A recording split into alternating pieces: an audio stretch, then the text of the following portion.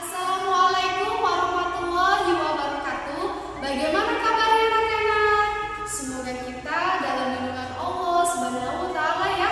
Jangan lupa sholat 5 waktunya ya dan ditambah dengan sholat duhanya.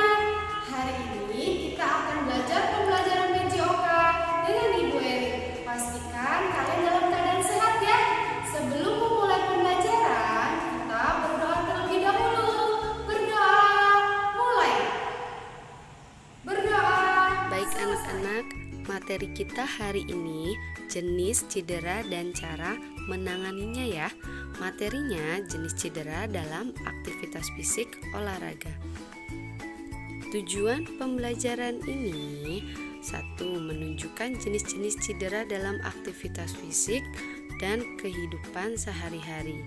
2. Menjelaskan cara menangani jenis cedera dalam aktivitas fisik dan kehidupan sehari-hari. Yang ketiga, menjelaskan jenis-jenis cedera dalam aktivitas fisik dan kehidupan sehari-hari serta mendemonstrasikan cara menangani jenis-jenis cedera dalam aktivitas fisik dan kehidupan sehari-hari. Baik anak-anak, yang akan kita pelajari yang pertama, 1. Memar. Memar adalah keadaan cedera yang terjadi pada jaringan ikat di bawah kulit. Memar biasanya karena benturan atau pukulan pada kulit. Memar menimbulkan daerah kebiru-biruan atau kehitaman pada kulit ya. Nyeri karena luka memar biasanya ringan sampai sedang dan pembengkakan yang menyertai sedang sampai berat. Memar dapat terjadi pada daerah kepala, bahu, siku, tangan, dada, perut, dan kaki. Ya, anak-anak sudah paham ya?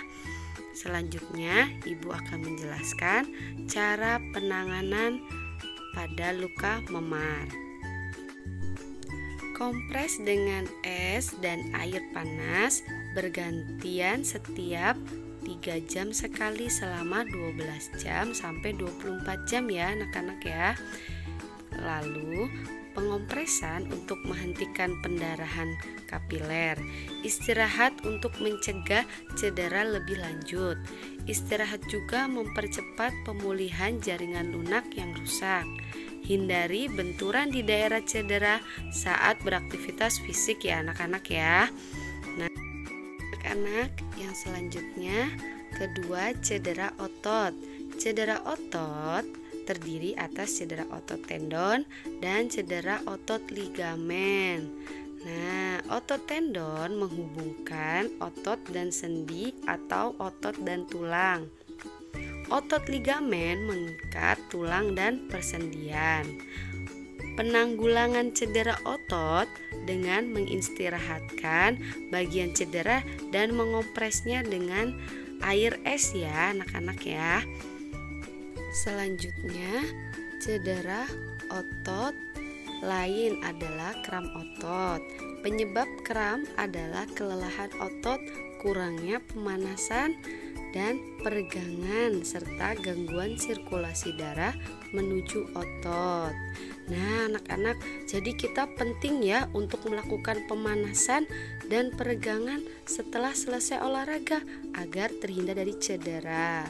Kram otot menyebabkan rasa nyeri. Baik anak-anak, sudah paham ya? Baik anak-anak, selanjutnya yang nomor 3 yaitu pendarahan. Saat beraktivitas fisik, seseorang dapat mengalami pendarahan. Apa jenis pendarahan yang terjadi saat beraktivitas fisik anak-anak? Nah, pendarahan yang sering terjadi saat beraktivitas fisik adalah pendarahan hidung, mulut, dan kulit. Bagaimana cara mengatasi pendarahan tersebut? Ya, baik anak-anak, Ibu akan menjelaskan ya. Ketika terjadi pendarahan hidung, dudukkan penderita, jepit hidung sedikit ke bawah tulang rawan hidung. Posisi ibu jari berhadapan dengan jari-jari lain. Lakukan selama 5 menit. Anjurkan korban bernafas melalui mulut. Berikan kompres dingin di sekitar batang hidung, mata, hingga pipi. Jika pendarahan tidak berhasil dihentikan, segera minta pertolongan kepada orang dewasa di sekitarmu.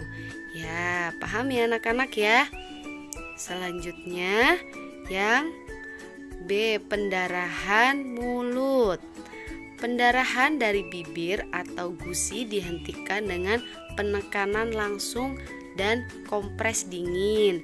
Jika terdapat gigi goyang atau fraktur, gigi tidak dicabut.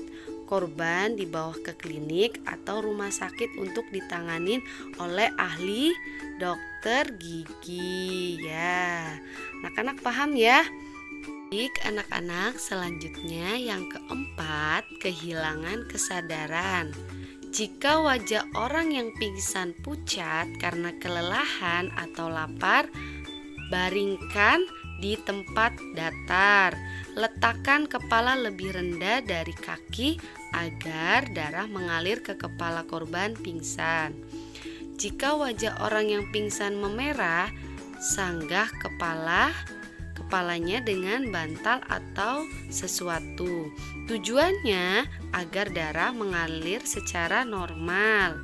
Jika korban muntah, miringkan kepala agar muntah tidak menghalangi pernafasan. Jika pakaian yang dikenakan korban terlalu ketat, kendurkan. Ini dimaksud agar korban dapat bernafas dengan lega. Jika korban sudah siuman, berilah minum air gula atau teh manis hangat ya. Jika korban tidak sadar, segera dibawa ke pusat kesehatan terdekat. Ini dilakukan agar segera mendapatkan perawatan medis ya. Seperti itu ya anak-anak ya. Anak-anak paham ya? Anak-anak, selanjutnya ibu akan memberikan tugas ya. Anak-anak silahkan mencatat dan menulis. Kemudian fotokan dan kirimkan tugasnya ke ibu ya. Baik, tugas yang pertama, bagaimana cara menangani luka memar. Nah, yang kedua, bagaimana cara menangani cedera otot.